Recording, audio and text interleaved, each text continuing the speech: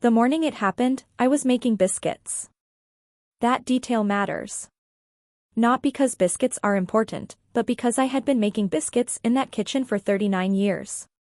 I knew every sound it made, the particular click of the oven igniting, the way the third drawer from the left stuck in humid weather, the spot near the window where the afternoon light came in at exactly the right angle to tell you when the butter had browned enough. That kitchen had fed a husband through 2 surgeries and 1 bout of grief that nearly broke him. It had fed a son through childhood fevers, teenage heartbreaks, a college graduation breakfast at 6 in the morning because he had a 7 o'clock flight. It had fed neighbors after funerals and friends after hard news and grandchildren who believed my biscuits contained some kind of magic that could fix almost anything. I was standing at the counter with flour on my hands when Renee walked in. She was wearing the silk robe I had never seen her pay for, carrying the coffee mug that used to be Raymond's, and she looked at me the way people look at something that has been left in the wrong place too long. "Get out of my kitchen," she said. Not quietly. Not with any hesitation. She said it the way you say something you have been wanting to say for a very long time and have finally decided you have earned the right to. My son Daniel was at the kitchen table. He had been scrolling through his phone, half listening to the morning news on the television mounted where I used to keep the spice rack, and at the sound of his wife's voice he looked up. He looked at me. Then he looked at Renee. And then, slowly, he began to smile. "She's right, Mom," he said. "Renee runs the house. You should have asked." He went back to his phone. I stood at the counter for 1 moment more. The biscuit dough was still under my hands. The oven was already warm. Outside the kitchen window, I could see the rose bushes Raymond had planted the year we moved in, the ones I had tended for 39 springs, the ones that came back every year without being asked, faithful and quiet, the way good things are. I looked at my son. I looked at my daughter-in-law. I looked at the flour on my hands. Then I washed them very carefully, dried them on the dish towel that hung from the handle of the oven door, my oven door, on my dish towel, in my house, and I walked out of the kitchen without a word. They thought I was ashamed. They had no idea that in 23 minutes, I was going to make one phone call that would begin rearranging everything they thought they owned. If this story is already finding its way under your skin, hit that like button and subscribe to Margaret Reed, and drop a comment telling me where in the world you're watching from. She always said the ones who stay quiet longest know the most. Let's see if that's true. My name is Clara Whitmore. I am 68 years old. I was a wife for 41 years, a mother for 35, and a widow for 2. I have a garden that needs constant attention and a mind that has never, in 6.5 decades, needed anyone else to manage it for them. People who have known me a long time say I have kind eyes. They say I am the sort of woman who brings food when there is nothing else to offer, who remembers what people said 6 months ago and asks about it, who laughs easily and forgives quickly and never quite raises her voice even when she has every right to. They are right about most of that. What they sometimes misunderstand is this: a woman who does not raise her voice is not a woman without power. She is a woman who has learned that the loudest person in the room is rarely the most dangerous one. Raymond understood that about me. That was part of why he loved me. Raymond Whitmore was a civil engineer by training and a quiet empire builder by nature. He was not a flashy man. He drove modest cars and wore unremarkable watches and ordered the same thing at every restaurant he liked. He was the kind of man who thought carefully before speaking and who did not particularly care whether other people thought he was impressive. What he cared about was whether the work was good and whether the people he loved were protected. We met when I was 24 and he was 27, at a church potluck where I brought a sweet potato pie that he ate 2 pieces of before he even introduced himself. He asked me to marry him 7 months later on the front porch of my mother's house, and he kept every promise he made on that porch for the rest of his life. We moved into this house, the house on Birchwood Lane, the house where I made biscuits this morning, the house my son's wife just told me to get out of, in the 3rd year of our marriage. It cost $40,000 in 1985 and Raymond paid it off inside 12 years because that was how he thought about debt, like something to be eliminated, not managed. He paid it off and then he put it in both our names, and when he died 2 years ago, it passed entirely to me. The deed has my name on it. Only my name. Clara Josephine Whitmore. Renee does not know that. Daniel does not know that. Or perhaps more accurately, they knew it once and chose to forget it, the way people forget inconvenient facts when the forgetting serves them better than the remembering. I should tell you how we arrived here, because nothing happens in a single morning. Everything that breaks has been cracking for a long time before anyone hears the sound. Daniel is our only child. Raymond and I wanted more, but the wanting did not become having, and eventually we understood that Daniel was not a consolation prize for a smaller family but simply the family we had been given, complete and particular and entirely himself. He was a good boy. I say that plainly because it is true, and because what came later does not erase what was before. Daniel was thoughtful as a child, the kind who noticed when someone was left out, who brought home stray animals with the sincere conviction that we had room for all of them, who wrote thank you notes without being asked because Raymond had raised him to understand that gratitude was not a formality but a practice. He was not perfect. He was stubborn in the particular way that men who resemble their fathers are stubborn, and he had a habit of convincing himself that things were fine when they were not, which is a dangerous quality in any human being but especially in one who will one day be a husband and a son. He met Renee 11 years ago. She was sharp and pretty and confident in the way that people who have always been noticed tend to be confident easily, carelessly, as though the attention of others is simply a fact of the world and not something that ever needs to be earned. I am trying to be fair. I am trying to remember that I did not dislike Renee in the beginning. I was careful not to dislike her. She was my son's choice, and Raymond always said that the fastest way to lose your children is to make them feel they must choose between you and the people they love. So I was careful. I brought her sweet potato pie the first time they visited together. I asked her about her work. She was in marketing, something about brand development, always on her phone, always with somewhere to be. I admired her earrings and meant it. I thanked her for making Daniel happy and meant that too. The wedding was lovely. They bought a house across town, a newer place, all clean lines and open plan and the particular kind of interior design that photographs well and feels slightly cold to actually live in. I visited often. I brought food. I minded my business about the way they arranged their lives.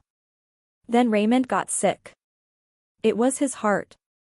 The first episode happened at his desk on a Tuesday afternoon, and by Friday he was in surgery, and by the following spring he was home, but different, quieter, more careful, aware in the way that illness makes people aware that the clock is not decoration. He recovered better than the doctors predicted, because Raymond was stubborn in the best possible way, but the recovery took time and the time required help. Daniel and Renee offered to move in temporarily.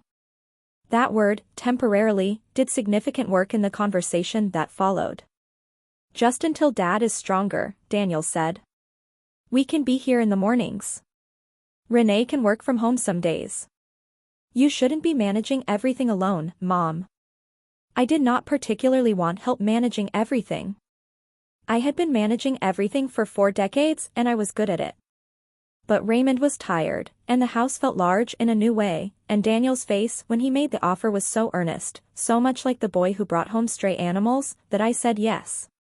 They moved in on a Saturday in March with 14 boxes, a sectional sofa that was too large for the living room but Renee loved it, and a coffee machine that required its own counter space and produced coffee I did not enjoy but that seemed to be the price of having them there.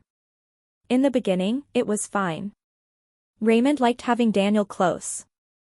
He and his son would sit on the back porch in the evenings and talk in the way men talk when they finally run out of reasons to be busy, slowly, without agenda, about things that mattered. I would bring them lemonade and listen from the kitchen window and feel grateful. Then Raymond died. He died on a Wednesday morning in October, quietly, in his own bed, holding my hand. It was as good a death as a death can be, and it was the worst thing that had ever happened to me. Grief does something particular to a house. It changes the weight of the air inside it. Every room becomes a room where something is missing, and you learn to navigate around the missing thing the way you navigate around furniture in the dark, carefully, with your hands out in front of you, knowing the shape of what you cannot see. I thought Daniel and Renee would leave after the funeral. They had their own house. Their own life. Temporarily had been the word. But they did not leave. And slowly, without any single conversation I could point to, without any document signed or agreement reached, the house on Birchwood Lane began to change. The first thing I noticed was the furniture. Renee rearranged the living room 3 weeks after Raymond died. She said she was freshening things up, which I understood to mean that Raymond's chair, the big armchair where he had spent 30 years reading and napping and watching the news, was being moved to the garage. When I came downstairs and found it gone, she was already placing a decorative lamp where it had been. I thought it might be easier, she said, not to have to look at it every day. I looked at her for a moment. It is easier for me to look at it, I said. She tilted her head the way she did when she was deciding whether to argue. Then she said, of course, in a voice that meant the opposite, and Raymond's chair came back from the garage, and nothing more was said about it. But something had shifted. I felt it the way you feel the first cold morning of autumn, not dramatic, not alarming, but unmistakably there. Over the following weeks, I noticed other things. Renee began referring to the house as our place in phone calls I overheard, not our place meaning the family's, but in the way someone says our place when they mean the place they have claimed. She spoke to the electrician who came about the faulty outlet without consulting me. She ordered new curtains for the dining room, curtains I had not chosen and would not have chosen, and presented them as a done thing, a gift, something I should be grateful for. She hosted her friends for dinner parties that ran late into the night, filling the kitchen with noise and the house with unfamiliar perfume, and when I came down for water at 11 o'clock I felt like a guest in a party I had not been invited to. Daniel noticed none of this. Or he noticed and chose not to see, which is a different thing and a worse one. Renee is just trying to help, he told me once, when I mentioned, carefully, mildly, that she had moved things in the pantry to a system I did not recognize. Help with what? I asked. With the house. With you. Mom, you've been through a lot. It's good that she's taking some of the weight off. The weight, he said. As though my house were a burden I should be grateful to be relieved of. I did not say what I was thinking. I said, of course, in my own voice, and went back to the garden, and stood among Raymond's roses for a while until I felt steady again. This is what people who underestimate quiet women do not understand. We are not staying silent because we have nothing to say. We are staying silent because we are deciding what to do. Those are entirely different silences, and only a fool cannot tell them apart. I should tell you what no one in that house knew, because it matters, and because the not knowing was entirely their own fault. When Raymond died, I became the owner of this house outright. That much, Daniel knew, or had once known and set aside. What Daniel did not know, and what Renee certainly did not know, was that the house on Birchwood Lane was not the only property Raymond had left behind. Raymond was a civil engineer, which means he spent his career understanding how structures were built, what made them stable, what made them fail, what could be trusted to hold weight over time. He applied this thinking to everything, including money. Over the years of our marriage, quietly and methodically, he had purchased 7 rental properties across the county, small things, sensible things, a duplex here, a 4-unit building there, nothing that attracted attention. He managed them through a small property company he registered under the name of a holding entity that bore no obvious connection to our family name. I knew about all of it. I was his partner in everything, including this.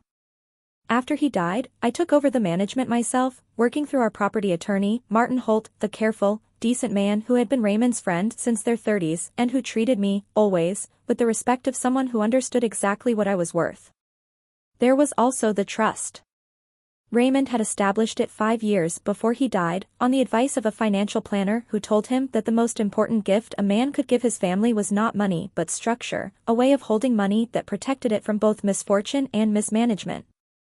The trust held the rental income, the equity in the investment properties, and a significant amount in diversified accounts that Raymond had been building since his 40s.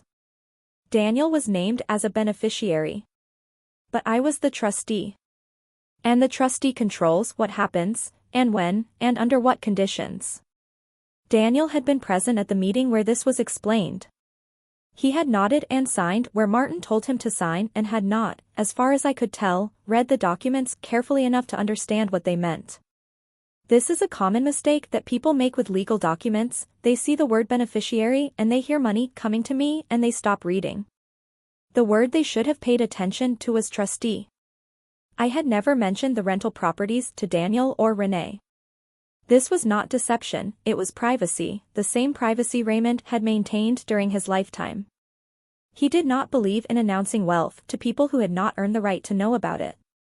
He believed, as I believe, that you learn a great deal about a person by watching how they treat you when they think you have nothing left to offer. I had been watching. For months, I had been watching. And what I saw was this: my son and his wife had looked at a 68-year-old widow living alone in a paid-off house and had made a series of calculations about what she was and what she was worth and what could be done about her situation, and none of those calculations had been performed with love. Sophie was the grace in all of it. Sophie was Daniel and Renee's daughter, 9 years old, with Raymond's dark eyes and her father's habit of asking questions that cut straight to what everyone else was carefully avoiding. She had loved her grandfather with a specificity that moved me, not the generalized love children are supposed to have for grandparents, but something particular and attentive, the love of someone who truly sees you. After Raymond died, she would come to my room some evenings and sit on the edge of the bed and ask me things. "Do you still talk to Grandpa?" she asked once. In my head, yes, I told her. "Do you think he hears?" "I think so." "I told him about my science project," she said. "I think he would have liked it. It was about how bridges don't fall down." Something about that made me laugh and ache at the same time. "He would have loved that more than anything," I said. She noticed what her parents did not notice, or what they noticed and chose to ignore. She saw when Renee spoke to me in a certain tone and looked at me afterward with a small worried crease between her brows. She saw when the chair came back from the garage and touched its arm in a way that told me she understood more than a 9-year-old should have had to understand. One morning she came into the kitchen while I was washing up after breakfast. Renee was not yet awake, Daniel had gone to work, and she climbed onto the stool at the counter and watched me for a while. "Grandma," she said. "Yes, Bug." "Why does Mom call it her kitchen?" I kept washing. "What do you mean?" She told her friend on the phone it was her kitchen. "But you've always been here. You were here before we were." She paused. "I think this is your house." I looked at her then. 9 years old, with Raymond's eyes and the particular clarity of someone who has not yet learned to pretend. "You are very smart," I said. "So it is your house?" "Yes," I said simply. "It is my house." She nodded as though that settled something she had already suspected. Then she asked if we could make biscuits. We made biscuits. The kitchen incident, which is what I call it in my own mind, the kitchen incident, as though it were an administrative matter requiring documentation, did not come out of nowhere. It came out of 7 months of accumulated permission. Every time I had stepped back to keep the peace, I had given something away. Every time I had not challenged the curtains or the furniture or the coffee machine or the parties that ran until midnight, I had offered a small piece of the house as tribute. Renee had collected those pieces with the patience of someone who understood how territory works, and Daniel had stood beside her and called it helping. The morning it happened, I had been awake since 5. I often am. I made tea, I sat in Raymond's chair, which no one had tried to move again, and I watched the garden turn pale and then gold as the sun came up. Then I went to the kitchen to make biscuits, because it was Sunday, because I had made biscuits on Sundays for 39 years, and because this was still, in every legal and factual sense, my house. I had the dough started when I heard her on the stairs. She came in as I described, silk robe, Raymond's mug, that particular look. She stood in the doorway and took in the flour on the counter and the bowl in my hands and the oven light glowing amber, and something in her settled into a decision. "Get out of my kitchen." 4 words.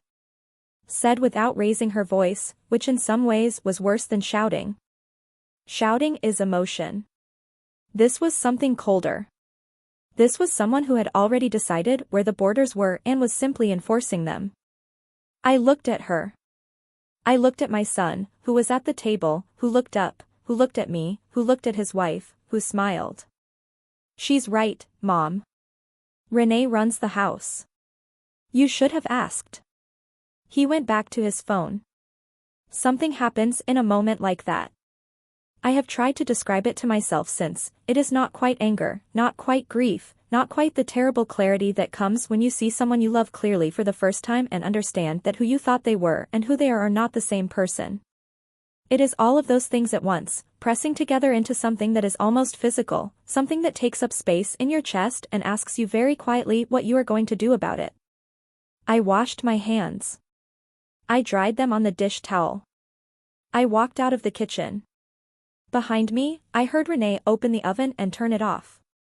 I heard the clatter of the bowl being moved. I heard Daniel say something to her that I did not catch, and I heard her laugh. I went upstairs to my room, in my house, and I sat in the chair by the window and I looked out at Raymond's roses and I was very still for a long time. Sophie appeared in the doorway 10 minutes later. She had heard. Children always hear. She did not say anything. She came in and sat on the footstool near my chair and leaned against my knee the way she used to lean against Raymond's when she was smaller, and I put my hand on her hair and we looked out at the garden together. After a while, she said, "Grandma. Are you going to do something?" I thought about what Raymond would say. I thought about the trust documents in Martin Holt's office, the 7 rental properties, the deed in my name, the accounts, the structure Raymond had built not because he was cruel but because he was careful, because he knew that money in the wrong hands destroys more families than poverty ever does, and he wanted ours protected. I thought about my son, who had once walked a wallet into a stranger's hands because it was not his to keep, and who had just applauded while his wife told his mother to get out of her own kitchen. I thought about how long I had been watching. I thought about how long I had been waiting. Yes, I told Sophie. She looked up at me. "Are you going to be sad about it?" she asked. I considered this with the seriousness it deserved. "Not for very long," I said. Then I reached for my phone and called Martin Holt. He answered on the second ring, the way he always answered when I called, because Martin Holt was the kind of attorney who understood that when a woman like me calls on a Sunday morning, it is not to chat. "Clara," he said. "Martin," I said.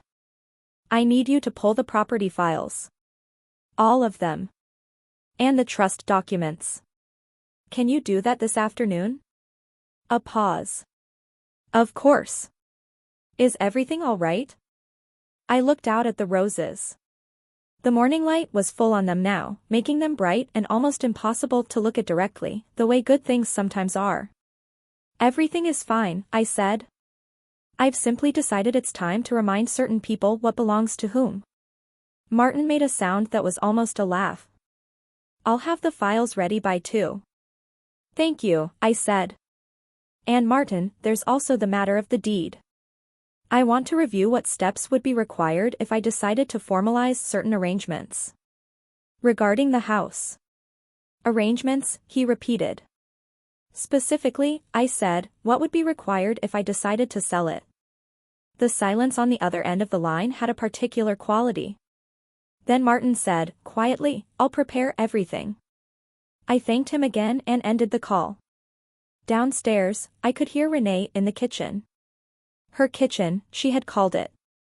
I could hear the sounds of her making breakfast, my oven, my pans, my counter where I had stood for 39 years, and I felt something settle inside me with the quiet finality of a door locking. Sophie was still leaning against my knee. "Grandma," she said. "Yes, Bug. Did Grandpa ever tell you what to do when people aren't fair?" I thought about Raymond, who had told me many things over 41 years, in his careful quiet way. I thought about one particular evening, many years ago, when a business associate had tried to take credit for Raymond's work and Raymond had said nothing at the time, had smiled and thanked the man politely, and had that evening restructured their agreement in a way that made the theft impossible to repeat. I asked him once why he had not confronted the man directly. "Because confronting him gives him the chance to explain himself," Raymond had said. "And I am not interested in his explanations. I am interested in the outcome." He told me, I said to Sophie, that the best response to unfairness is not anger. It is preparation. She thought about this. "What does that mean?" "It means," I said, "that you do not fight in the room where they expect you to fight.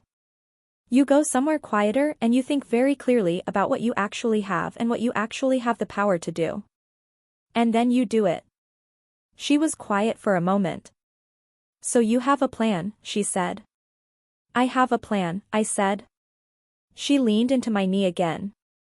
Downstairs, Renee was laughing at something. The sound came up through the floor of my house on Birchwood Lane, the house with the deed in only one name. If this story has found you, make sure to subscribe and turn on notifications so you never miss a new story from Margaret Reed. The best ones are still coming, and the people who watch to the end are exactly the ones who need to hear them. Martin's office smelled of old paper and good coffee, the particular combination that tells you a man takes his work seriously and has been taking it seriously for a very long time. I had been in this office on difficult days before, the day we signed the trust documents, the day we reviewed Raymond's estate after his death, and each time I came, Martin greeted me at the door himself and showed me to the chair across from his desk and offered coffee without asking how I took it because he already knew. This afternoon was no different. I sat across from him with a folder on the desk between us and told him what had happened. All of it. The 7 months, the curtains, the furniture, the parties, the tone, and this morning, the kitchen, the 4 words, my son's applause. Martin listened without interrupting. This is a quality I have always valued in him. When I finished, he was quiet for a moment. Then he said, "How long have you been planning to take action?" "Since approximately 10 minutes after it happened," I said. He almost smiled. "And what are you thinking?" "I am thinking," I said carefully, "that a house has only one owner. And I am thinking that the owner has not been treated as an owner. And I am thinking that there are several ways to correct this misunderstanding, and I would like to explore the most thorough one." He opened the folder. "All right," he said. "Let's begin." We spent 2 hours going through it. The deed, the trust, the properties, the accounts. Martin walked me through what I could do, what I had the power to do, what Raymond's careful architecture made possible. By the time I left his office, the afternoon had turned golden and the air smelled of cut grass, and I drove home on a route that took me past the rental properties, the duplex on Elm, the 4-unit building on Harrison, the little row of cottages near the college that were almost always full, and I thought about what Raymond would say if he could see me now. "You waited long enough," he would say. I needed to be sure, I would tell him. "You were always sure," he would say. "You were just being kind." That was true. I had been being kind. I had been hoping that Daniel would see on his own, that some remnant of the boy who returned the wallet would surface and look at what was happening in his mother's house and feel shame enough to stop it. He had not.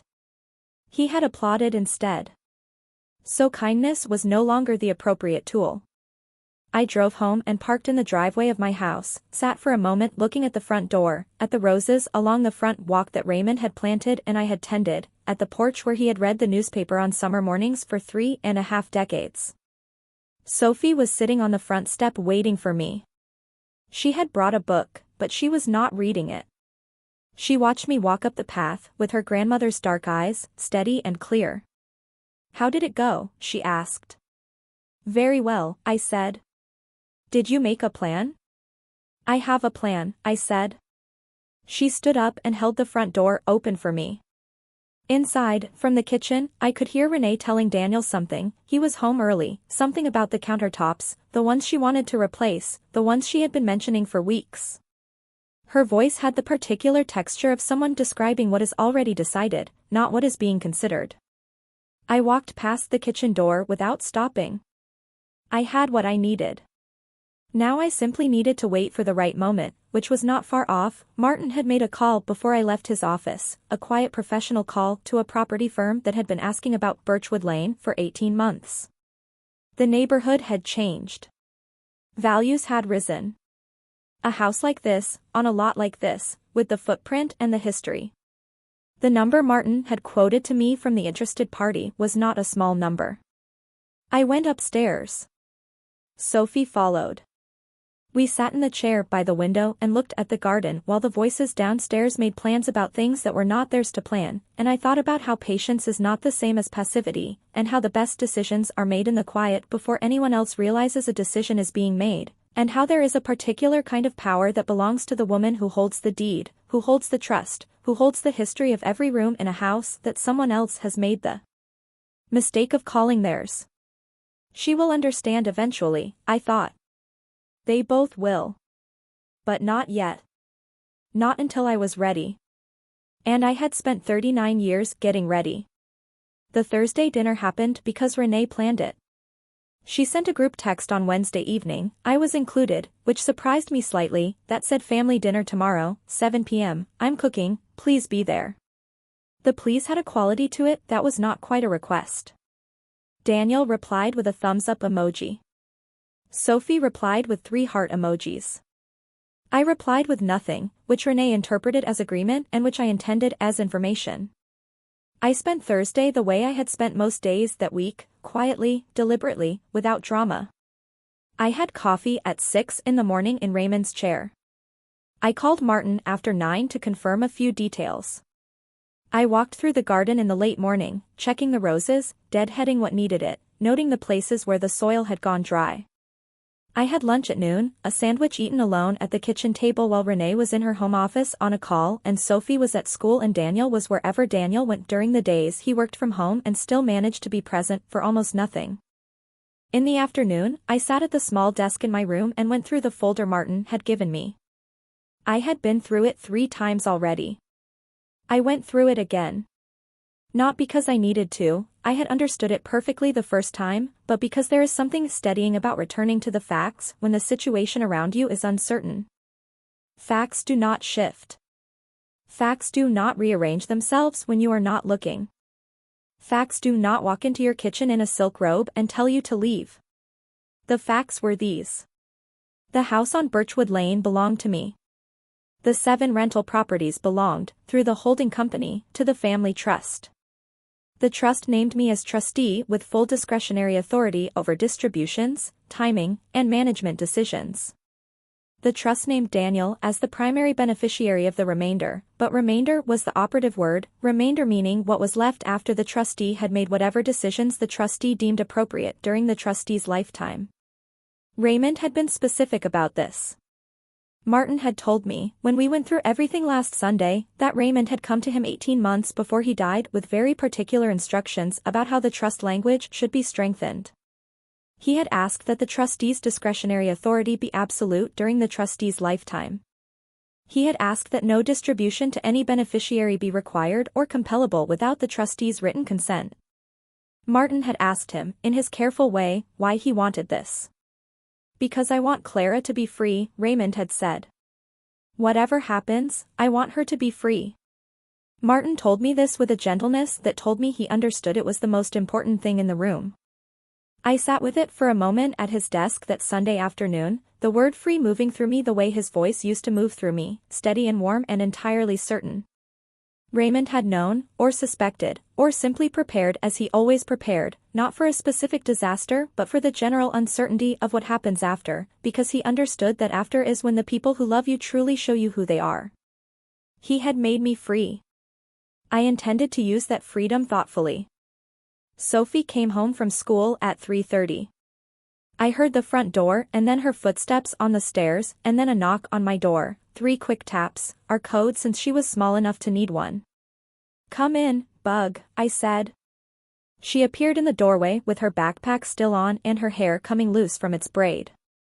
She looked at me with the particular look she had developed over the past week, evaluating, careful, the look of someone who has been paying attention. How was school?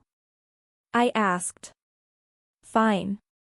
She dropped the backpack just inside the door and came to sit on the footstool. We did fractions. I already knew fractions. A pause. Grandma, Mom is cooking something. It smells like the thing she makes when she wants Dad to agree to something. I looked at her. Roasted chicken, she said. She only makes it when she's about to ask for something big. 9 years old, and she had already mapped her mother's strategies. I filed this away with considerable admiration. What do you think she's going to ask for? I said. Sophie thought about this with serious attention.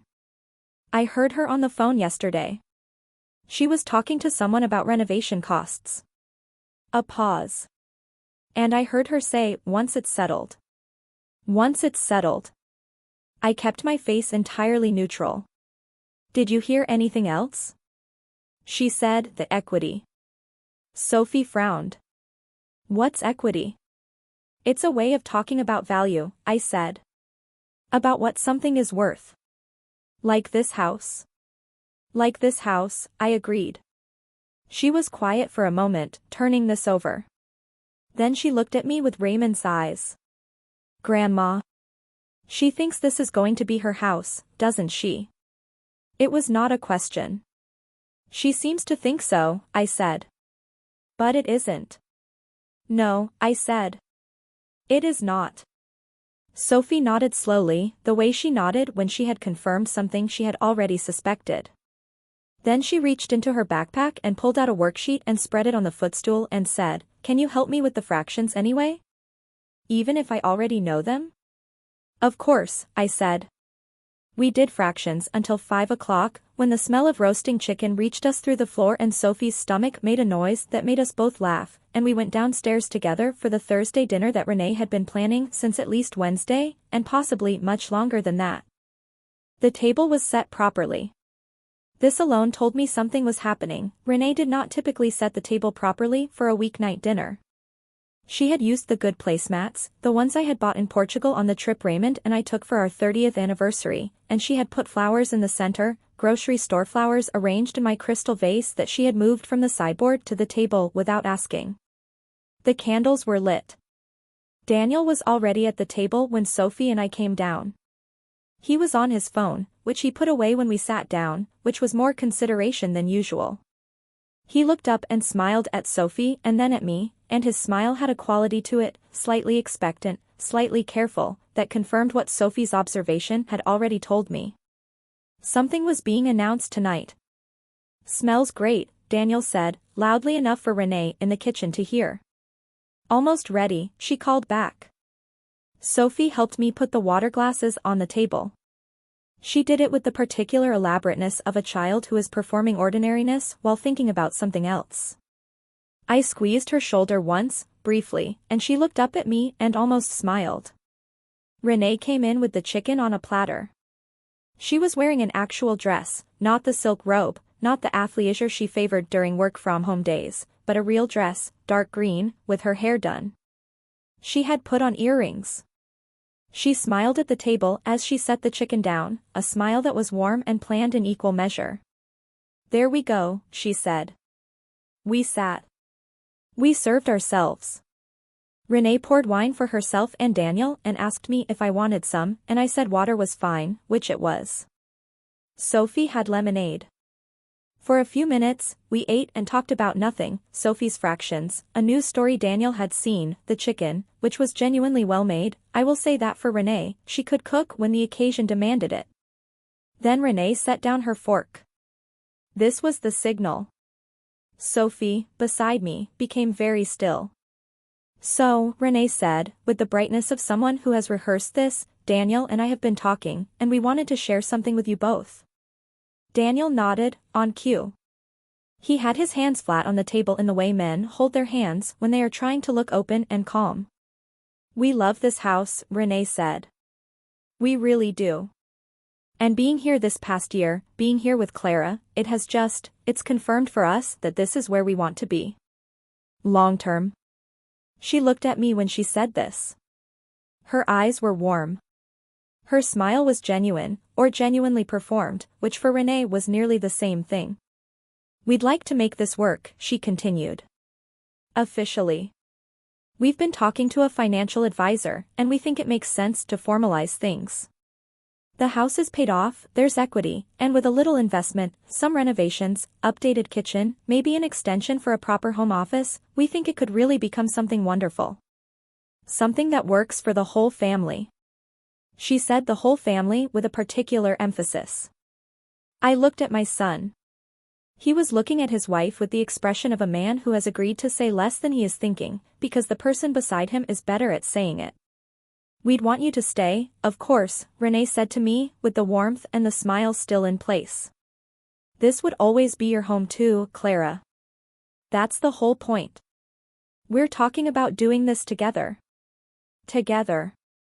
That word sat on the table between us like the centerpiece, positioned carefully, meant to look natural. What exactly are you proposing? I asked. My voice was pleasant. Curious, even. I had been keeping my voice pleasant and curious for 7 months and I was very good at it. Renee glanced at Daniel. He cleared his throat. We were thinking we could look at putting the house in joint names, he said. Mom, you'd still be part of it. But it would be official. Equal. And that would let us refinance, pull out some equity, do the renovations. Make it work for all of us going forward. Joint names. I thought about the deed in Martin's file, the clean simple line of it. Clara Josephine Whitmore. I thought about Raymond, I want her to be free. I thought about this morning's conversation with Martin, the follow-up call I had made at 1 o'clock this afternoon, the meeting he had scheduled for Tuesday with the property firm that had been asking about Birchwood Lane for 18 months. I looked at my son across the table where we had eaten 10,000 meals. I looked at my daughter-in-law with her careful warmth and her good dress and her flowers in my crystal vase. I looked at Sophie, who was looking at me. That's interesting, I said. Tell me more about the renovations you have in mind. This was the right thing to say. Renee's shoulders relaxed. Daniel picked up his fork. The dinner continued, and Renee talked about open plan and the kitchen extension and the home office and something about marble countertops, and I listened with the particular attentiveness of someone filing information for later use, and I ate the roasted chicken, which really was very good, and I said almost nothing for the rest of the evening. When dinner was finished, I helped clear the table. I thanked Renee for cooking. I said goodnight to Daniel. I kissed Sophie on the top of her head and she leaned into me for a moment, briefly and firmly, the way she had leaned against Raymond. Then I went upstairs to my room, closed the door, and called Martin. He answered on the second ring. How did it go? He asked. They would like to put the house in joint names, I said. To leverage the equity. Renovations. An extension. A pause. Marble countertops. Martin made a sound that was not quite a laugh, but was adjacent to one. Tuesday is still confirmed. The property firm will have numbers. Good, I said. And the other matter, the trust review? I've drafted the amendment for your signature, he said. It restricts discretionary distributions to beneficiaries who are residing at the primary trust property, once that property is no longer the primary trust property. Which it will not be, once the sale goes through. This was the elegant part. Raymond's architecture, being put to its intended use. And Daniel will receive his share of the trust remainder, in due time, as specified, Martin said. Less the portion allocated to the educational fund for Sophie, which I believe you wanted protected regardless. Sophie's portion should be untouchable, I said. Completely separate. In her name, accessible to her at 18. Already drafted, Martin said. We spoke for a few more minutes about timing, about the listing, about the letter Martin would be sending on my behalf, a formal letter, on his firm's letterhead, which had a weight to it that was different from anything I could say across a dinner table. When we ended the call, I sat in my chair by the window for a while. The garden was dark now, the roses invisible, though I knew exactly where each one was. I had watched Raymond plant them one by one over the years, had watched him dig the holes and settle the roots and water them carefully through the first uncertain weeks. They were his work and they had become my charge, and they had come back every spring without fail, and they would continue to come back, but not in this garden, not under this window. In the new garden, wherever that turned out to be. The cottage Martin had mentioned, the one with the south-facing yard, the one that had been sitting empty for 3 months because the owners were being thoughtful about who they sold to. I could be thoughtful too. I could wait 3 more weeks. The weekend passed with the particular quality of a weekend in which everyone is performing normalcy while privately running calculations. Renee did not bring up the joint names conversation again, which told me she was waiting for a response she expected to come in the form of an agreement. She was giving me time to come around, time to be grateful for the offer, time to understand that this was generous and good and the right thing for the whole family. Daniel came to find me Saturday afternoon while I was in the garden.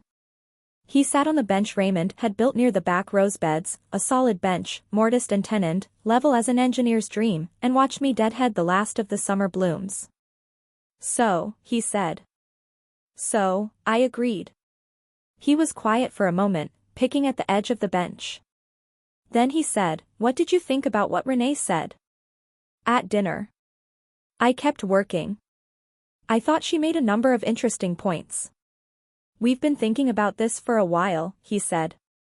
"It makes financial sense. The house has a lot of equity, and if we could access that, do the updates."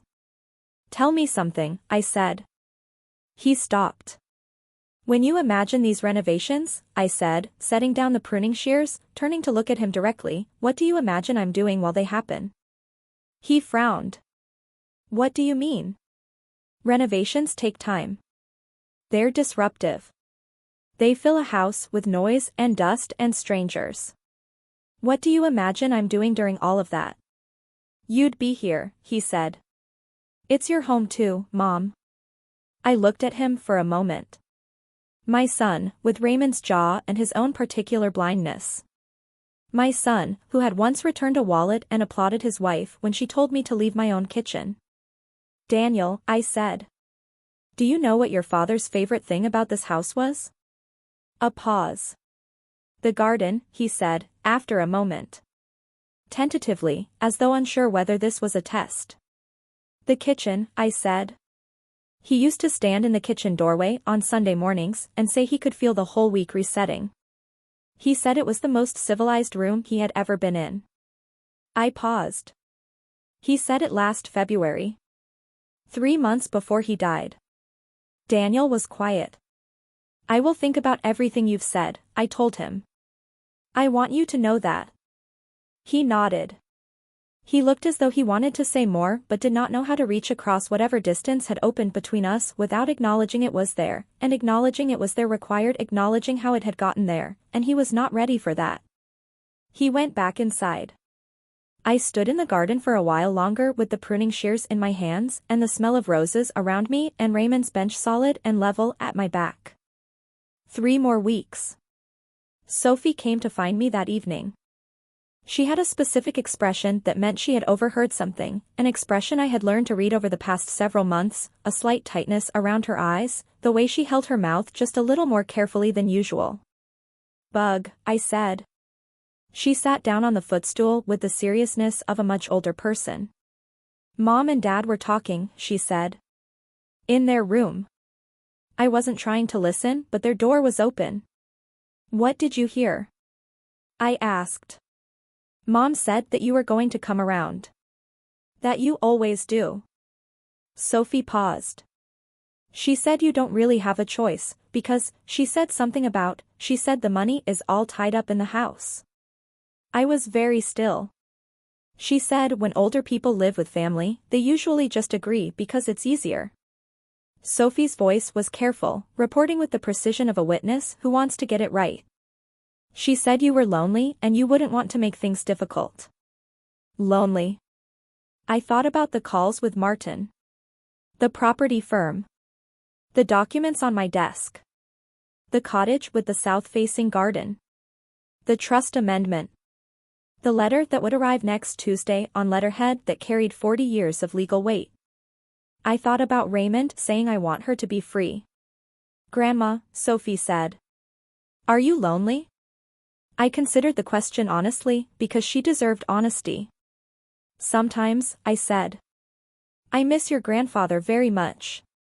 But loneliness and helplessness are not the same thing, and your mother has confused them." Sophie thought about this. "Is that good?" "For us." "For you and me, yes," I said. "For your parents, I think it will be uncomfortable for a while. But uncomfortable is not the same as wrong." She nodded slowly. Then she said, "I don't want you to go away." This was the part that cost me the most. This was always the part that cost the most, not the house, not the history, not even Raymond's kitchen with the morning light resetting the week. It was the 9-year-old with his eyes on the footstool. I am not going far, I said. I am going somewhere I have chosen and I am going to fix it up properly and there is going to be a garden and a spare room with your name on it, and you are going to come every weekend for as long as you want to come. She looked up.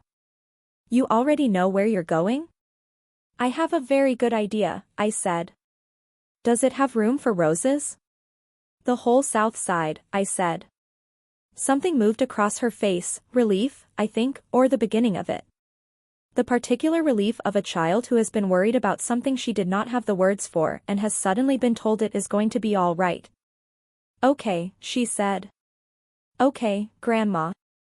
She leaned against my knee and we sat quietly while the evening settled into the house around us, my house, the house I was going to leave on my own terms, in my own time, in the way that Raymond would have recognized and approved and considered exactly right. Martin's letter arrived on a Tuesday. I knew it was coming, of course. I had approved the language. I had signed the covering authorization. But knowing something is coming and watching it arrive are different experiences, and I sat in Raymond's chair that morning and let the difference sit with me while the day prepared itself outside the window. It was addressed to Daniel specifically. His name, this address. Martin's firm name in the upper left corner, embossed, the way important things are. I did not see it arrive. The mail came at 10:30 and Renee collected it, as she had taken to doing, another small territory claimed, another habit established, checking the mail in my house as though it were something she had always done. I was in the garden when I heard her come through the back door. She did not speak for a moment. I heard her footsteps stop on the patio. I kept working, moving along the rose bed with the trowel, loosening the soil around the base of the oldest bush, the one Raymond had planted first.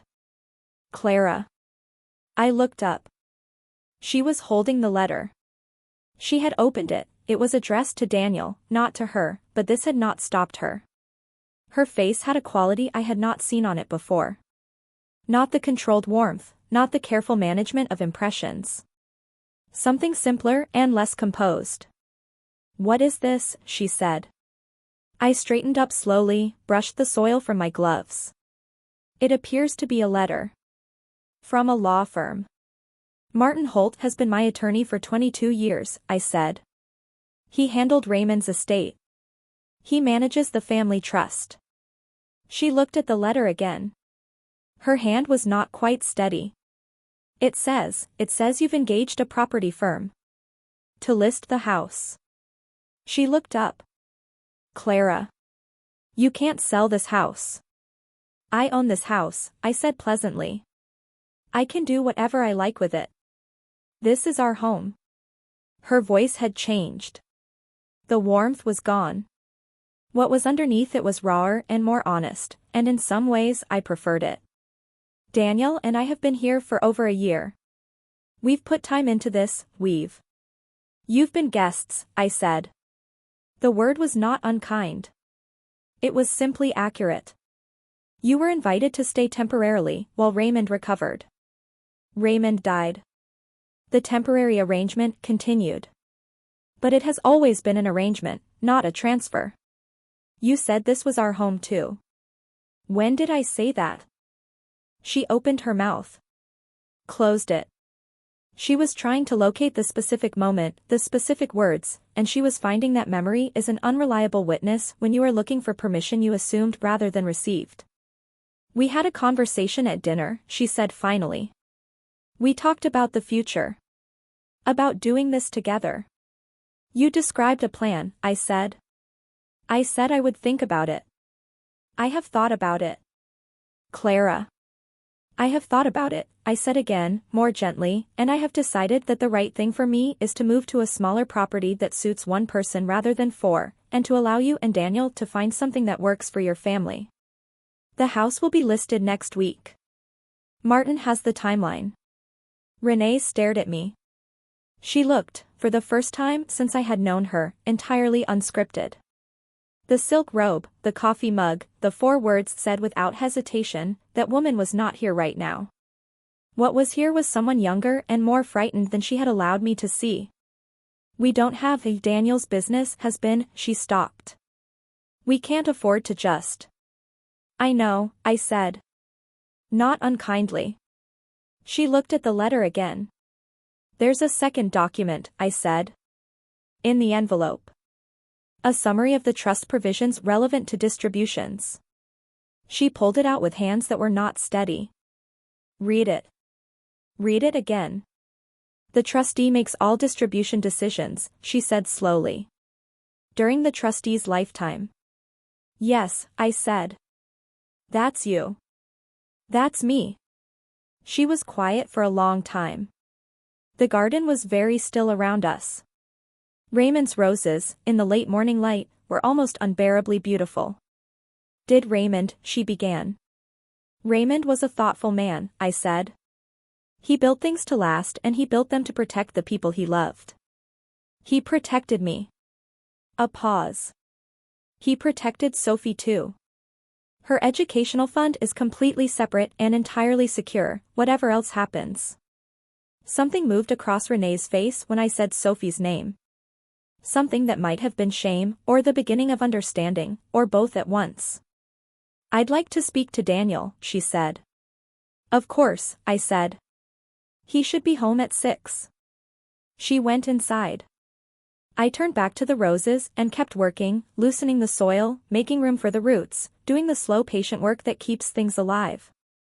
Daniel came home at 6 and Renee had clearly spent the day preparing for the conversation, which meant it was organized and urgent and several degrees louder than anything in this house had been in a long time. I heard it from my room, not the words, but the texture of it. His voice first surprised, then defensive. Hers sharp with fear dressed up as outrage. Then a long quiet that was harder to read. He knocked on my door at 7:30.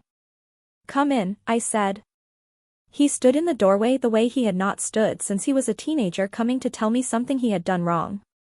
His hands in his pockets, his shoulders slightly forward, his face doing the particular work of a man who is trying to reassemble his understanding of a situation and is not quite finished. Mom, he said. Daniel, I said. He came in and sat in the chair near the window, the chair Sophie used, the chair visitors used. He looked out at the garden for a moment, the same view I had, the one Raymond had thought about when he chose the placement of the window. You're really selling it, he said. Yes, I said. Where will you go? I've found a cottage, I said. Near Ruth Street, actually. It needs some work, but the bones are good. Raymond always said you want a property with good bones. He almost smiled at that. Then didn't. Mom, I should have, he stopped. Started again. The kitchen. Last Sunday. I should have. Yes, I said simply. Not cruelly. Just, yes, you should have. He put his hands on his knees and looked at them. Renee's scared, he said. The business has been, it's been harder than I've said. And she gets like this when she's scared. She manages. She takes control. It doesn't make it right. No, I said. It doesn't. What's in the trust, we were counting on. I know you were, I said. That is something we will need to talk about, you and I, with Martin present. There are things you're entitled to, Daniel. There are also things that depend on certain conditions that have not been met. I paused. Sophie's fund is protected completely. Whatever happens between us, she will be fine. He looked up at that. Something in his face shifted, not relief exactly, but recognition, the recognition of a man who has been seen accurately for the first time in a while. She loves you, he said. I know. I love her too. He was quiet for a moment. I applauded, he said. When Renee said that to you. I heard it come out of my mouth and I thought it was the right thing to do in the moment. To support her. But he stopped. It wasn't the right thing. No, I said. Dad would have. Yes, I said. He would have. The word yes is very useful when you do not need to say more. Daniel sat in that chair for a while longer, not speaking, looking at the garden and the last of the evening light on his father's roses. I let him look. I was not in a hurry. The letter had done its work. The documents were signed. The property firm had their authorization. What happened now was a different kind of conversation, slower, more careful, the kind that might take many more evenings to finish. But it had begun. "Can I ask you something?" he said eventually. "Yes," I said. "Did Dad plan this? All of it, the trust, the structure, did he know something like this might happen?"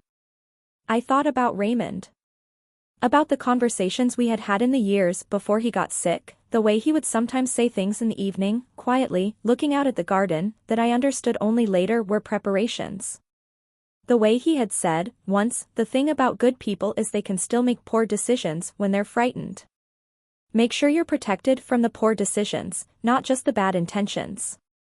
"Your father was an engineer," I said. "He built things to hold weight. He didn't always know exactly what weight they would need to hold. He just made sure they were strong enough." Daniel nodded slowly. "Strong enough for what?" he asked. "For whatever happened after he was gone," I said. He looked at the roses one more time. Then he stood up and he said, "I'm sorry, Mom," and it was not the apology of a man who is sorry he got caught. It was something older and harder to say than that. "I know," I said. He went downstairs. I sat for a while in the quiet, in my room, in my house, for a few more weeks mine before it became someone else's and I became somewhere else's entirely, somewhere smaller and chosen and full of south-facing light. I reached for my phone and sent Martin a message, "Tuesday still confirmed. I'll be there at 2. Then I looked at the garden until it was too dark to see. Sophie appeared in the doorway at 8:30, in her pajamas, holding a book she was not reading. "Is everything okay?" she asked. "Everything is exactly as it should be," I said. She patted across the room and settled on the footstool with the ease of someone coming home. I put my hand on her hair. Outside, the garden was dark and the roses were invisible but present, the way good things remain present even when you cannot see them. "Tell me about the cottage," she said. So I told her. I told her about the south-facing yard and the room with the good light and the kitchen that needed new fittings but had the right layout, the layout of a room that was built to be used by someone who knew what they were doing. I told her about the street, quiet and tree-lined. I told her about the neighbor who had waved when I walked past, a woman around my age, with muddy gardening gloves and a friendly face. I told her about the specific quality of the afternoon light I had noticed when Martin and I went to look at it, the way it came through the kitchen window and pooled on the counter, and how I had stood in that pooled light for a moment and thought, "Yes, here."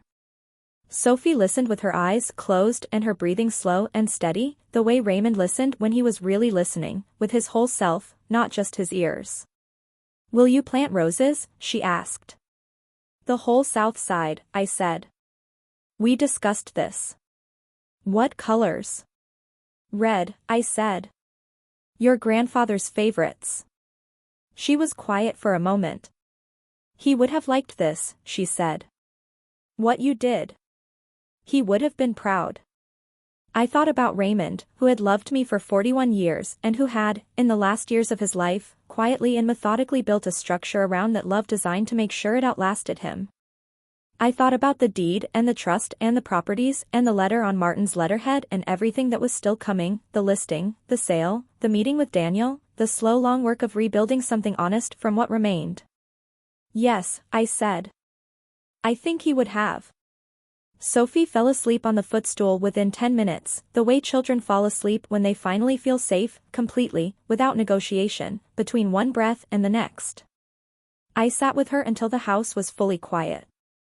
Then I turned off the lamp and let the dark hold us both. The sign went up on a Friday morning.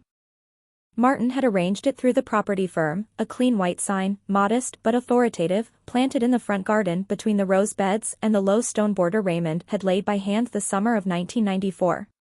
For sale. The firm's name and number beneath it. Nothing showy. Raymond would have approved of the restraint. I was in the kitchen when they put it up. I heard the truck, heard the brief sounds of work being done, and then quiet. I did not go to the window to watch. I made tea instead, and I stood at the counter where I had stood 10,000 mornings, and I thought about all the things this kitchen had witnessed, and I said a quiet goodbye to it the way you say goodbye to places that have been good to you, not with grief exactly, but with the particular gratitude of someone who knows that what they are leaving behind is not nothing. Sophie appeared at my elbow. She had been watching from the upstairs window. I had heard her up there, the small sounds of a child standing very still to see something clearly. Now she was beside me with her school clothes on and her hair half braided, the loose end hanging down her back because she had left it to come downstairs. She did not say anything for a moment. She looked at the kitchen the way I had been looking at it, taking inventory, holding it, preparing. "It's really happening," she said. "It's really happening," I agreed. She was quiet for another moment. Then she said, "I told Lily from school that my grandma was moving and she said that was sad and I said actually I think it's good." She paused. "Is it good?" "Yes," I said. "It is." "Because you decided it." "Because I decided it," I confirmed. She seemed satisfied with this. Then she held out the loose end of her braid. "Can you finish this?" I finished her braid. She ate her toast. She went to school with Raymond's eyes and a new understanding that had settled into her like something she would carry for the rest of her life, that the women who move quietly are often moving towards something, not away. I stood at the kitchen window and watched her walk down the front path, past the sign, toward the car where Daniel was waiting to drive her. He had been quieter since Tuesday evening. Not sullen quiet, not the quiet of a man nursing a grievance, but the quiet of a man doing difficult internal work. He had come to breakfast each morning and said good morning to me in a voice that meant it, and he had not made any further mention of joint names or equity or marble countertops, and I had not brought them up either. We were in the interval between the thing that had broken and the thing that might be built from the pieces, and that interval required patience from both of us. He was good with Sophie. I watched him help her with her bag, heard him say something that made her laugh, and I thought, he is still in there. The good parts are still in there. This is not a story about a son who was lost. It is a story about a son who got confused, and about what it took to unconfuse him. Renee had not come down to breakfast since Tuesday. The first viewing was scheduled for Saturday afternoon. Martin's firm had done their work efficiently, the listing went up online Thursday evening, and by Friday morning there were 4 inquiries, and by Saturday there were 11. The neighborhood had indeed changed in the ways that neighborhoods change when people start paying attention to them. The trees were mature, the streets were quiet, the lots were generous by modern standards. A house like this, paid off and well-maintained and set in a garden that had been tended with love for 39 years, was not a house that sat on the market long. The agent, a woman named Patricia Chen, was efficient and calm and had the rare quality of treating the seller with the same courtesy she extended to buyers, which is not as common as it should be. She came Saturday morning to prepare the house, and I let her make her small adjustments, a vase of fresh flowers here, a lamp switched on there, without interference, because these were professional considerations, not territorial ones. She moved through the rooms with authority that was genuinely earned, and I respected it. Renee stayed in the master bedroom, hers and Daniel's, the room they had moved into when they came to stay, because the master had its own bathroom and the guest room did not, and this had seemed reasonable at the time in the way that many things seem reasonable when you are being kind. She stayed in there with the door closed, and I did not knock, and Patricia Chen did not need to know about the person behind the closed door. Daniel was in the garden when the first viewers arrived. He had been out there since 10, which I noticed. He was doing something near the back rose beds, not gardening exactly, more like standing near the gardening, the way people stand near the thing they cannot directly face. When Patricia arrived with the first couple, a pair in their late 30s, energetic and interested, the kind who ask many questions and take photographs of the ceiling fixtures, Daniel came in through the back door and stood in the kitchen doorway watching them move through his childhood home. He did not speak. He stood and watched. The couple liked the kitchen. They liked the light. The woman stood at the window where I had stood 10,000 mornings and said to her husband, "Can you imagine Sunday mornings here?" And her husband said he could. I heard this from the hallway. I felt it settle. After they left, more came. Across the afternoon, Patricia walked 5 separate parties through the house, and each time I sat in Raymond's chair in the living room and listened to strangers understand, in the specific way that strangers understand things unclouded by history, what this house was worth.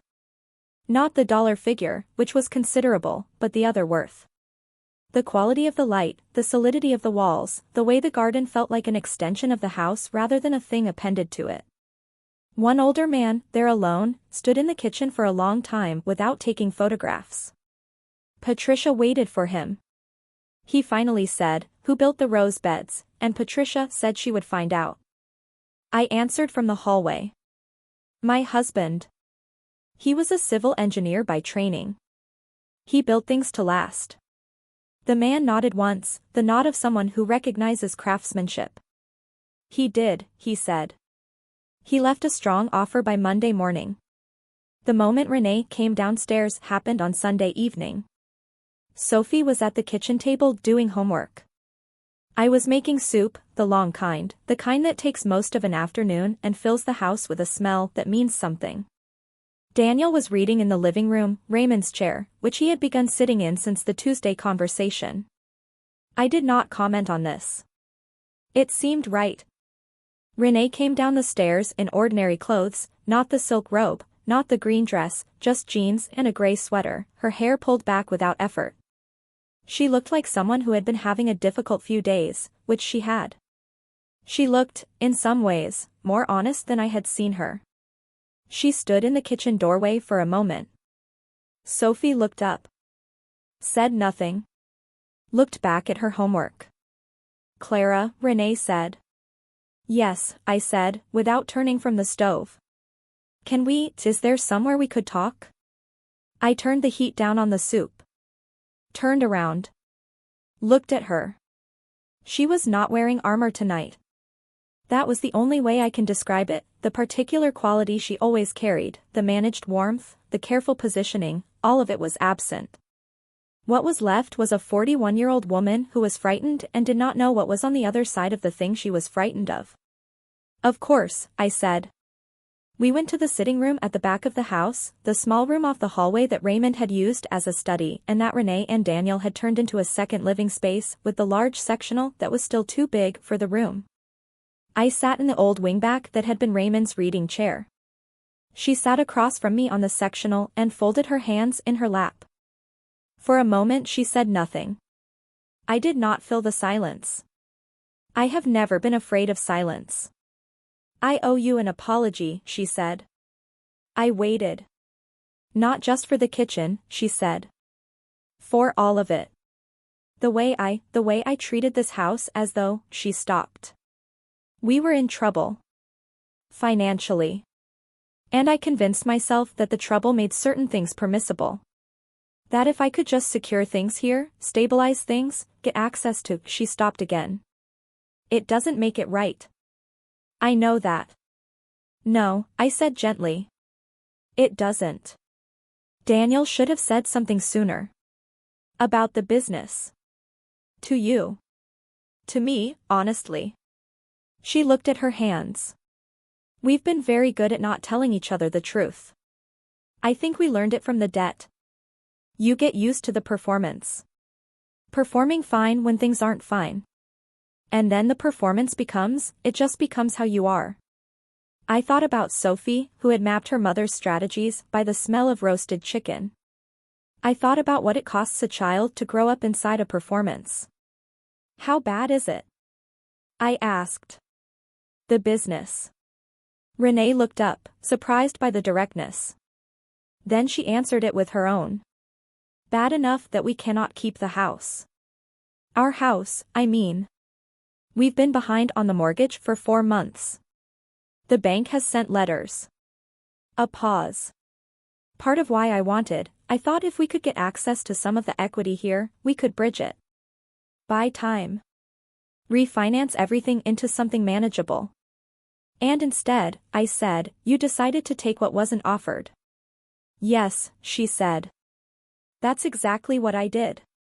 We sat with that for a moment. "Sophie told me," Renee said quietly, "that you're putting a room aside for her. At the new place." "I am." She seemed more peaceful after you told her that than I've seen her in months. Renee's voice changed. I've been frightened enough that I stopped seeing what it was doing to her. That's the part that I can't easily forgive myself for. This surprised me. Not the content, I had suspected it, but the willingness to say it plainly. She's resilient, I said. And she is clear-eyed in a way that will serve her well. She gets that from you, Renee said. And then, unexpectedly, almost to herself, and from Raymond. She talks about him like she understands things about him that I don't think I ever understood. I thought about Sophie at the footstool, leaning into my knee, asking whether Grandpa heard. He was easier to understand than people realized, I said. He just didn't advertise himself. Renee nodded slowly. She looked around the room, at Raymond's books still on the shelves, at the photographs on the side table, at the particular quality of the evening light coming through the window. I'm sorry I didn't see it sooner, she said. The house. What it was. You saw what you needed to see, I said. Not unkindly. Accurately. She absorbed this. What happens now? With the trust. Daniel and I have a meeting with Martin on Thursday, I said. We'll go through it properly. There are things he is entitled to, and I will not withhold them out of spite. That is not what Raymond built it for. I paused. But there are conditions, and those conditions require certain things from him. That conversation will take as long as it takes. And me, she asked. I looked at her across the room, this woman I had watched for 11 years, who had said 4 words to me in my own kitchen and who was sitting across from me now without her armor, telling me the truth because she had run out of alternatives and discovered, perhaps for the first time, that alternatives were not what she actually needed. You are Sophie's mother, I said. That means you are always going to be in my life. What you do with that is your decision. She was quiet for a moment. Is there anything I can do? To make better decisions, I said simply. Be honest with your husband. Be honest with your daughter. Those are not small things. She nodded. We sat a little longer in the quiet room, and then she went back upstairs, and I went back to the soup, and Sophie looked up from her homework when I came in and said, "Is she okay?" And I said, "She will be," which was not a certainty but was the most honest answer available. The offer that came Monday morning was good. The offer that came Tuesday was better. By Wednesday, Patricia had a bidding situation and called to tell me with the professional satisfaction of someone who had expected this and prepared for it. I accepted the second offer on Thursday morning. The number was more than Martin had estimated. It was significantly more than Raymond had paid for the house 39 years ago.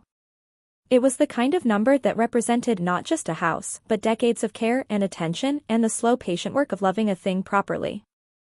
I called Martin from the kitchen. I stood at the counter where I had stood the morning of the biscuits, where I had washed flour from my hands before walking out with as much dignity as I had ever possessed, and I told him to proceed. "Congratulations, Clara," he said. "Thank you, Martin." Raymond would be. "I know," I said. "I know he would." I ended the call. I stood for a moment in the kitchen light. Then I went out to the garden and walked slowly along the rose beds, touching each one, the oldest, planted first, the deep red ones Raymond had ordered specially the year Sophie was born, the climber along the back fence that had taken 3 years to establish and then had never stopped. I would take cuttings. Martin had arranged with the cottage's previous owners to allow access before closing. I would take cuttings and start them in the south-facing yard, and they would take 3 years to establish, and then they would never stop. I was not afraid of 3 years. I had time. The meeting with Daniel and Martin happened on Thursday afternoon. It lasted 2 hours. I will not recount every detail, because some things belong only to the people who were present. But the shape of it was this: Martin laid out the trust documents clearly and without editorializing. Daniel listened. He asked questions that were not defensive but genuinely seeking, the questions of a man trying to understand something he had failed to understand before, when understanding it might have changed things. He learned what he was entitled to. He learned what the conditions were. He learned that Raymond's architecture had been precise and deliberate and designed not to punish but to protect, to ensure that what had been built over a lifetime was not dissolved by a season of poor decisions. At one point Daniel said, he really thought about all of this. Yes, Martin said. He was protecting Mom specifically. He was protecting the whole family, Martin said. That's how he saw it. A family that is solvent and honest and has a trustee making clear-eyed decisions is a family that can recover from almost anything. Daniel was quiet for a moment. Then he said, he didn't tell me about the rental properties. The whole time, he never told me. I looked at my son. He told me, I said. He told me everything. Daniel nodded slowly. He seemed to be processing something large and complex, not just the financial picture but the deeper fact underneath it, which was that his parents had been partners in the truest sense, two people who managed the serious business of their life together with full transparency to each other and appropriate discretion toward the rest of the world. They had not hidden things from Daniel out of distrust. They had simply understood that some information belongs to a marriage before it belongs to a family, and that a child who becomes an adult does not automatically inherit the right to every room in his parents' house. I want to do this right, Daniel said. Whatever the conditions are. I want to come through this a different way than I went into it. Martin looked at me. I gave him the small nod we had agreed on. Martin slid a document across the table. Clara has asked me to prepare a revised distribution schedule, he said. More accessible than the original, contingent on certain reporting and communication requirements that she'll explain. I explained them. They were not punitive. They required honesty, regular conversations, real ones, about the business and the finances and the decisions being made. They required that Sophie's needs always be met before any distribution was requested. They required that Daniel speak with a financial advisor of my choosing before any major debt transaction. They were the requirements of a woman who loved her son and had learned, at cost, that love without structure is sometimes not enough. Daniel read them. He read them again. Then he looked up and said, "These are reasonable," and he meant it. "I know they are," I said. He signed them. I moved out on the last Saturday of the month. The cottage had been prepared for 2 weeks. I had been going in the evenings to paint, to arrange, to stand in the south-facing kitchen and familiarize myself with its particular quality of light, which was different from Birchwood Lane's, but good in its own way. The neighbor with the muddy gardening gloves had introduced herself properly. Her name was Helen. She had lived on the street for 20 years, she grew dahlias and was terrible at roses and was very glad to have a neighbor who was not. The removal company came at 8. They were efficient and careful with the things I had marked to take, not most of the furniture, which had belonged to the house as much as to me and which would be sold with it, but the specific things, Raymond's armchair, his desk, the kitchen table we had bought together in our 2nd year of marriage, certain books, certain photographs, the dishes we had received as wedding gifts that were still whole 41 years later because I had always washed them by hand. The cuttings from the roses, carefully wrapped, already showing signs of root in their water jars. Sophie came at 9. She had permission to spend the day. Daniel and Renee had given this without being asked, which was a small and significant thing. She arrived in the back seat of Daniel's car with a backpack containing, as she explained, 1 book, 1 drawing pad, a sandwich in case moving made people hungry, and 2 photographs she wanted to give me. She showed me the photographs. One was of Raymond, taken on his 65th birthday, sitting at the kitchen table with a cup of coffee and a look on his face of a man who is entirely satisfied with where he finds himself. She had found it in the album in the sitting room and had asked Daniel if she could have a copy made, and he had had it printed without asking why. The other was of the 2 of us, Sophie and me, in the garden last spring, both of us with our hands in the dirt, both of us laughing at something the camera had not captured. Raymond had taken it, one of the last photographs he ever took, 3 months before he died. "So you can have us both," she said. "At the new place." I held the photographs for a moment.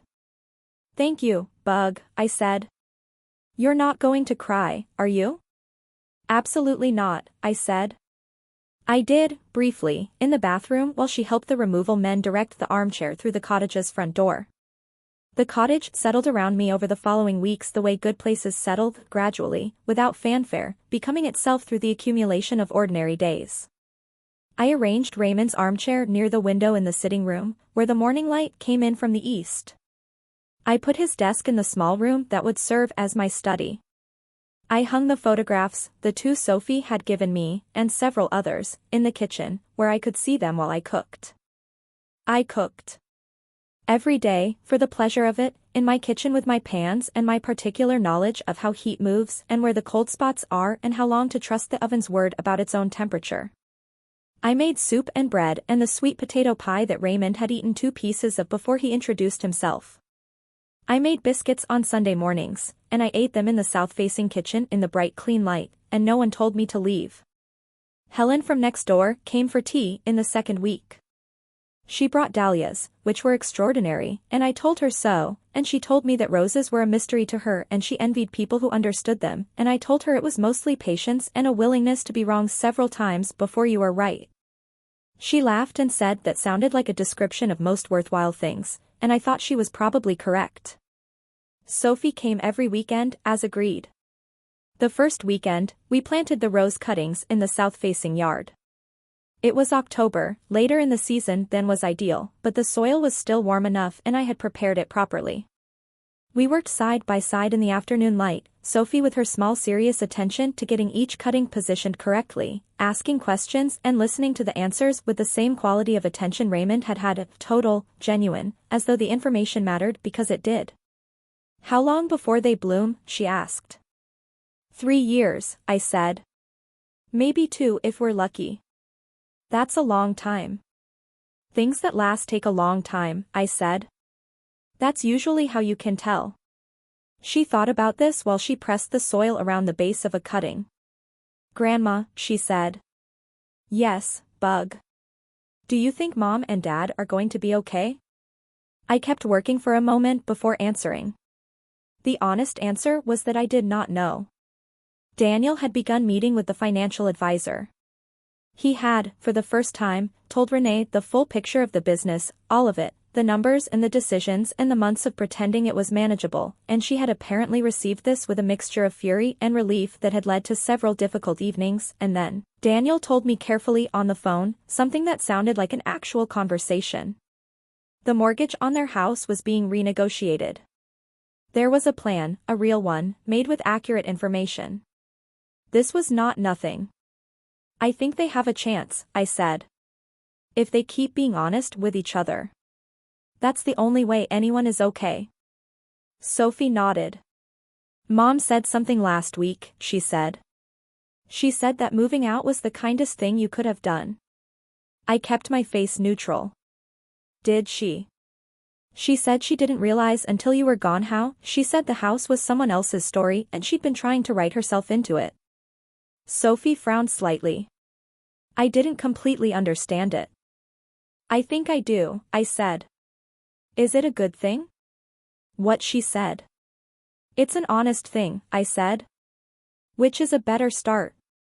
Sophie accepted this and went back to the planting, and we worked together until the light changed and the garden began to cool, and then we went inside and I made soup and she set the table, my kitchen, my new place that was becoming mine in the way that chosen things become yours, and we ate together in the easy quiet of people who do not need to perform for each other. After dinner she helped with the washing up. She had started doing this, unprompted, the way Raymond had always done it, appearing with the dish towel while I was still at the sink, just there, making the work go faster by half. "You know what I've been thinking about," she said. "Tell me." "That morning. With the biscuits." She dried a bowl carefully, the way she had been taught. "Did you know then? What you were going to do?" I thought about that morning. The flour on my hands.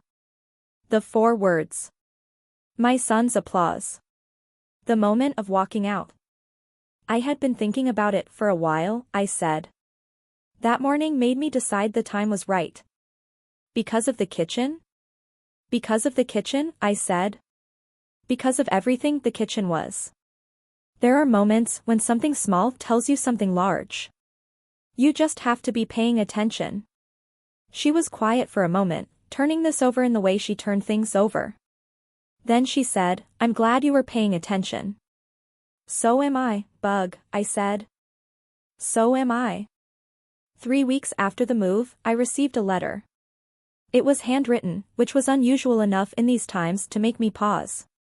The handwriting was Renee's. I recognized it from grocery lists left on the counter, from notes on Sophie's school forms when she was dropped off at my house. It was not her professional handwriting. It was smaller and less certain, the handwriting of someone writing something they had written and thrown away more than once before committing to this version. It said, "Clara.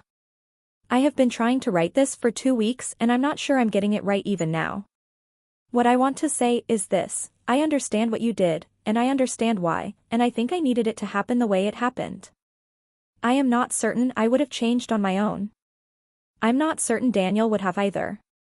We were very good at continuing.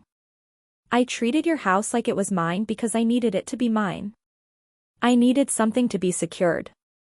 I understand now that the thing that needed securing was something else entirely, something I should have asked for directly instead of trying to take around the side. I am sorry for the way I treated you. I am sorry for what I said in the kitchen. I am sorry that Daniel applauded. I don't think he will be sorry in the way he should be sorry until Sophie is grown, and then it will hit him the way those things do. She talks about you every day.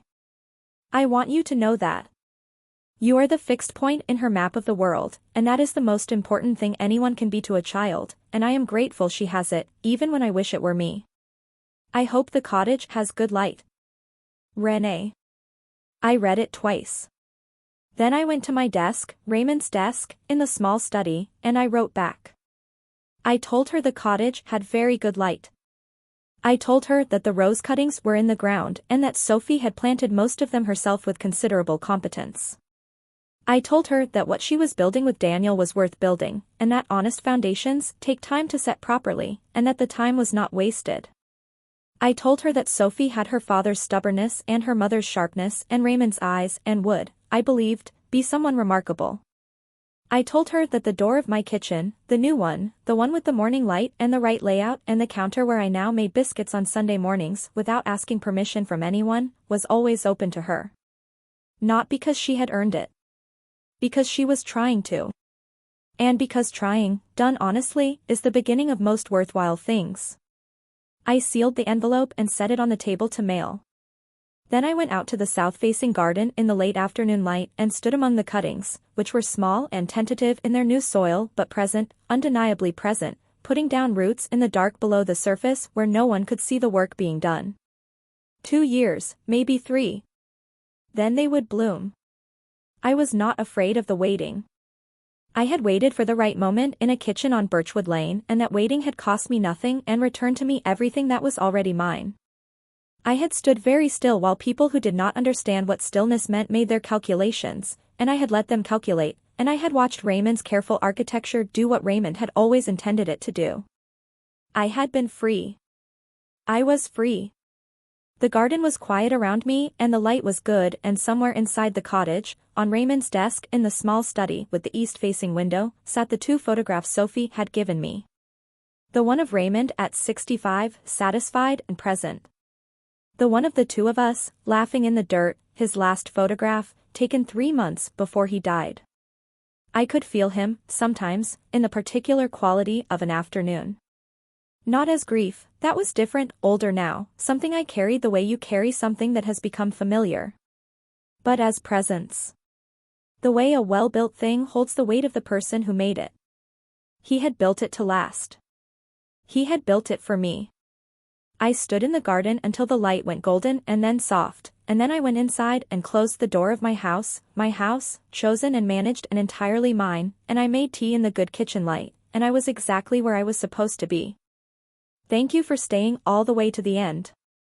The people who finish the whole story are the ones who understand it, and the ones who share it. If this one moved you, the next video on your screen is waiting to do the same. And if you haven't subscribed yet, come back. There's always another woman the world underestimated. And we tell those stories here.